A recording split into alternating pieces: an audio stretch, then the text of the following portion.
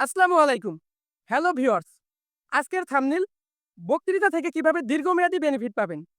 যারা ভিডিওটি দেখছেন এবং পরবর্তীতে দেখবেন, সকলের প্রতি অনুরোধ রইল ভিডিওটি শেয়ার করে অন্যদের দেখার সুযোগ করে দিই।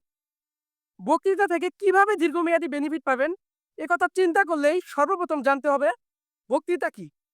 বক্তৃতা হলো একটি মৌখিক উপস্থাপনা, যা কোনো তথ্য উপস্থাপন কিংবা কোনো একটি নির্দিষ্ট বিষয়ে লোকেদেরকে শেখানোর উদ্দেশ্যে, জানানোর উদ্দেশ্যে, অবগত করার উদ্দেশ্যে কিংবা সতর্ক করার উদ্দেশ্যে ব্যবহৃত হয়।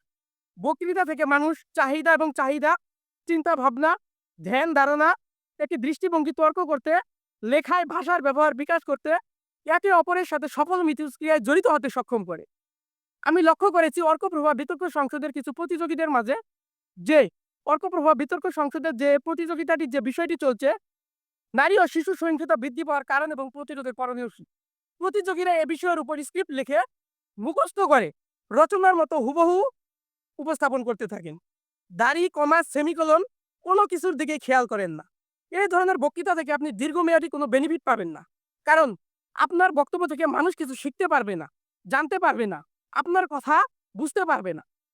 এবং অনেকের মাঝে লক্ষ্য করেছি যে নারী ও শিশু সহিংসতা বৃদ্ধি পাওয়ার কারণ কি? একাধিক ৪ থেকে ৫ টি কারণ উল্লেখ করে থাকেন। কিন্তু কোনো কারণ সম্পর্কেই সুন্দর বিশ্লেষণ করেন না। যেমন অনেকেই বলেছেন যে নারী ও শিশু সহিংসতা প্রতিরোধে করণীয় হচ্ছে আইনের কঠোর প্রয়োগ। হ্যাঁ, আইনের কঠোর প্রয়োগ প্রয়োজন, কিন্তু আইনের কঠোর প্রয়োগের সিস্টেমটা রয়েছে। যেমন বাংলাদেশে নারী ও শিশু নির্যাতন ট্রাইব্যুনাল গঠন করা হয়েছে, যেখানে প্রত্যেক ৫ বছরে গড়ে ৩১ থেকে ৩২,০০০ ধর্ষণ কিংবা সহিংসতার মামলা দায়ের করা হয়। কিন্তু দুঃখের বিষয় হচ্ছে যেখান থেকে মাত্র ৪ থেকে ৫% মামলার বিচার কার্য সম্পন্ন করা হয়। বাকি ৯৫% মামলার আসামি জামিন নিয়ে আমাদের সমাজে ঘুরে বেড়ায় এবং বাকি ৯৫ মধ্যে ৩০% মামলা রাজনৈতিক হস্তক্ষেপ, রাজনৈতিক ছায়াতলে জামিনে বের হয়ে যায়। তো আইনের যে কঠোর প্রয়োগের সিস্টেমটা সেটা রয়েছে। অর্থাৎ বিচার ব্যবস্থায় আইন থেকে রাজনৈতিক দলের কিংবা ক্ষমতাসীন দলের হস্তক্ষেপ মুক্ত করতে হবে। বিচার ব্যবস্থাকে স্বাধীন করতে হবে। ধর্ষণ এবং সহিংসতা বৃদ্ধি উম প্রতিরোধে এটি হচ্ছে একটি অন্যতম করণীয়।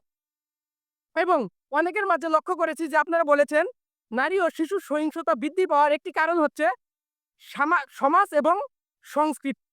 তো সমাজ এবং সংস্কৃতি, সমাজ ব্যবস্থা নারী ও শিশু সহিংসতা বৃদ্ধিতে কেমন প্রভাব ফেলে? পূর্বের সমাজ ব্যবস্থা কেমন ছিল? বর্তমানে কেমন রয়েছে?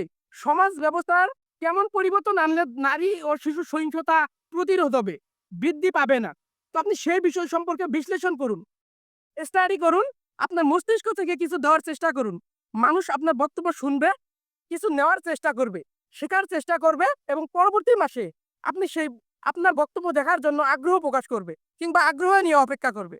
কিন্তু যদি আপনি ধারাবাহিকভাবে কোনো স্ক্রিপ্ট লিখে মুখস্থভাবে উপস্থাপন করেন, তাহলে দীর্ঘমেয়াদী এখান থেকে আপনি কোনো বেনিফিট পাবেন না। আপনি স্বল্প সময়ের জন্য, সাময়িক সময়ের জন্য একটা বেনিফিট পেতে পারেন। যেমন অর্কপ্রভা বিতর্ক সংসদের প্রতিযোগীদের জন্য মার্ক বন্টনের একটি সিস্টেমের মধ্যে রয়েছে রিয়েক্ট এবং ভিউস এর উপর ৫০% মার্ক। তো আপনি আপনার পরিচিত ফ্রেন্ডদের মাঝে আপনার বক্তব্য শেয়ার করে রিয়েক্ট এবং ভিউজ অর্জন করতে পারবেন। কিন্তু আপনি এই বক্তব্য দিয়ে আপনি ভবিষ্যতে কোনো ধরনের কিংবা আপনার কর্মজীবনে কোনো ধরনের প্রভাব বিস্তার করতে পারবেন না কিংবা বেনিফিট পাবেন না। কারণ আপনি যে বক্তব্যটি উপস্থাপন করেছেন মুখস্থ করে, সেই বক্তব্যটি সম্পর্কে আপনি ২ দিন পরে আপনি নিজেও ভাবতে পারবেন না যে আপনি কি বলেছিলেন। অর্থাৎ আপনি সেই স্ক্রিপ্ট সম্পর্কে কিংবা সেই টপিক সম্পর্কে বিশ্লেষণ করুন। নিজের মস্তিষ্ক থেকে কিছু সৃজনশীলতা দেওয়ার চেষ্টা করুন। তাহলেই আপনি বক্তৃতা থেকে দীর্ঘমেয়াদী বেনিফিট পাবেন। ধন্যবাদ সকলকে। বিতর্ক সংসদের প্রতিযোগিতায় অংশগ্রহণ করছেন সকলেই আপনার ছোট বড় ভাই বোন এবং পরিচিত পরিজনদের তাদের প্রতিভা শেয়ার করতে, প্রতিভা প্রকাশ করতে উৎসাহ করুন। অর্কপ্রভা বিতর্ক সংসদের পাশে থাকার জন্য ধন্যবাদ।